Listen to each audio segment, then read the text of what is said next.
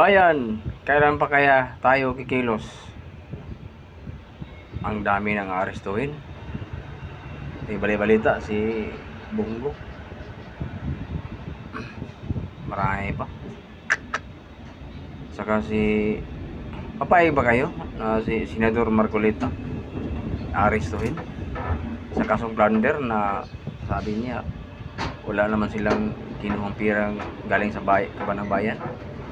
Ang dami dyan sa flood control. Wala mo lang kinasuhan. Hindi dilis pa. Kinasuhan. Iglesia ni Cristo, papayag ba kayo na arestuhin si Marcoleta? Para sa akin, hindi ako papayag yan. Malaban sa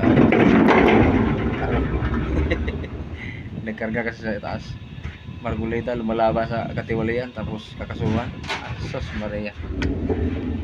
Yan, nagkakarga kasi kami sa nasa ilalim ako ng trailer.